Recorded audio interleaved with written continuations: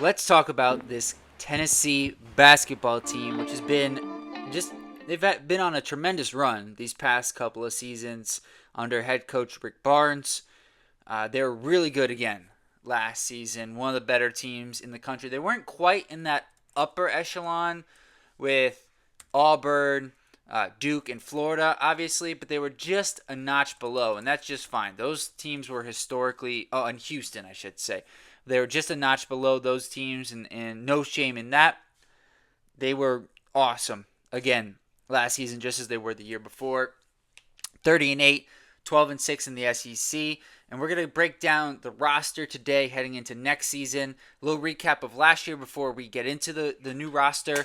And then in a month or so, once we have the official schedule out, I'll come back and give you guys my predictions for the season, as well as what I think the rotation is going to look at least my best guess.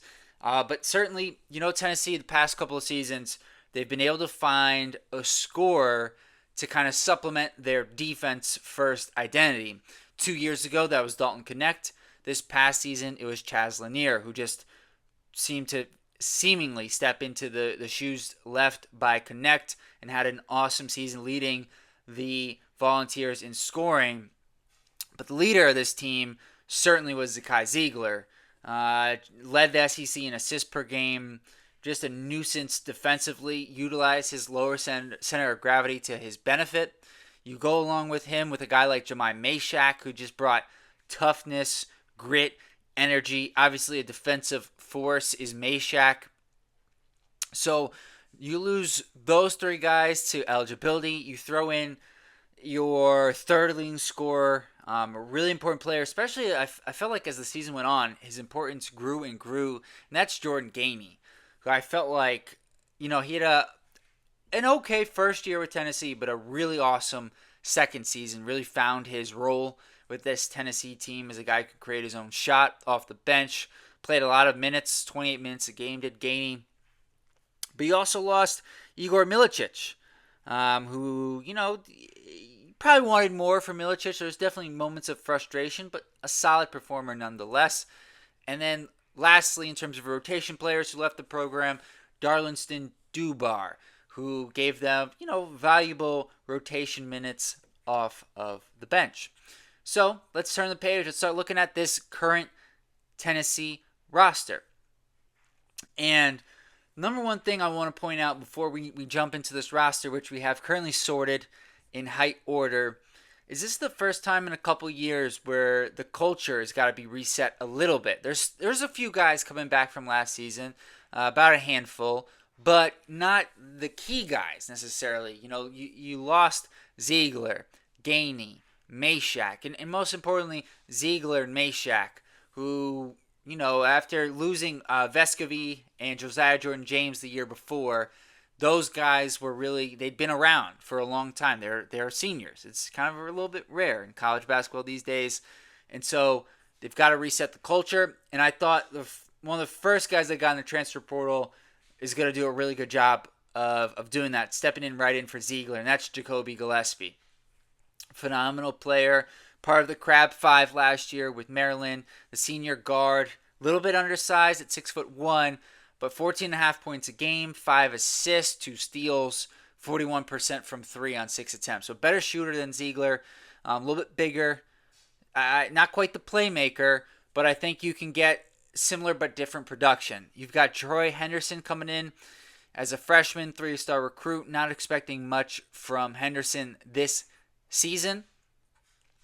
Bishop Boswell, he was kind of like that, on the fringe of the rotation last season. So I know I was reading an article, Coach Barnes is hoping for Boswell to take a step forward. He's one of those handful, I should say, of returning players for this current Tennessee team. So I think there's a hope for Boswell as a guy who was a top 100 recruit the past season to emerge and play a bigger role this season.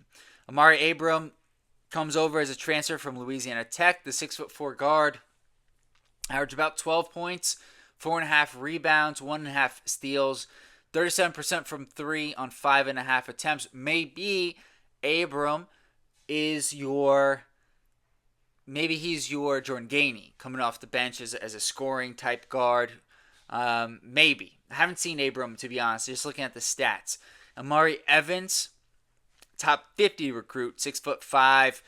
I think he's going to be in the rotation. How do I expect him to start? Probably not, but I do think he has a chance to compete for minutes and be part of the rotation. Clarence Masamba is a transfer coming over. He played last with AS Monaco. Didn't play a ton of minutes for the senior team there, so don't have a great feel for Masamba. They rated him, I think, as a 3-star recruit internationally, but some of that is hard to say. Hard to say what we're going to get from Masamba, at least from what I know. If you guys know more about Masamba, let me know in the comments below. Please like this video. It really helps with the algorithm. Jalen Carey. Vernon Carey's younger brother. Their father was Vernon Carey Sr., longtime NFL lineman. Vernon Carey is now on his third team. Not Vernon Carey, Jalen Carey. Got him all mixed up there. On his third team in 3 seasons, he started his career at James Madison, then went to Vanderbilt last year where he averaged 8 points, 5.7 rebounds in 20 minutes. And from what I read on Carey, Coach Barnes thought that Jalen Carey not only could score really effectively in the post, but he said he was the best screener that they went against all last season. And there's some hope, although it wasn't great last season, that he can improve his outside shot. He's 6'8", so is he a center? Is he a power forward? I think they're looking at him as a power forward, but if he can't shoot the 3, how does the spacing work? That'll be something worth monitoring. Now, Dwayne Brown II, another freshman coming over, just outside the top 100, but he's got real good size, 6'9", 255. I don't expect Brown to be part of the rotation based off the track record of similar guys in the past, but you never know. Now, Nate Ament is going to be a bit more than part of the rotation. He's going to be the feature player. He's the guy who's going to step into that Lanier role, the connect role, play it differently for sure, but be the leading scorer for this Tennessee team. A lot on the plate for a freshman, but also Coach Barnes setting high expectations, saying, he felt like this was the number 1 player. What's going on behind here? This crazy ad. He felt like he was the number 1 player in this class. And Nate Ament is certainly a very talented scorer, very talented player, smooth, 6'9". He's really tall, and he can handle, and he can shoot. So I get it. I get where he's coming from. JP Estrella is going to be in the mix for that center spot in the rotation there. Missed last season due to injury, redshirted, so he'll be a redshirt sophomore this season. Cade Phillips, man, that guy is nothing but energy. He is a lot of fun to watch. Coach Barnes, I think, is, I'm reading between the lines here. The way they talk about Phillips is a guy who's not just a guy who can play in the paint. Even though he didn't really shoot the 3, I think there's some hope for that, and maybe, just maybe, they'll play some with Phillips at the 3, because they do have a good amount of size in the front court for this Tennessee roster. And then lastly, one of the other returners from last year's team, these last 3 guys are the returners, or 3 of the 4 returners, I should say. Felix Okpara, who had come over from Ohio State last season after spending 2 seasons there. Really good shot blocker, 1.7 a game, 7 points, 6.4 rebounds. The only thing that hurt Okpara last season really was foul trouble. That would keep him off the court, but a really tremendous rim running, shot blocking center. So there you have it for the Tennessee roster. If you're still watching this video, make sure to hit that subscribe button. And until next time, guys, peace.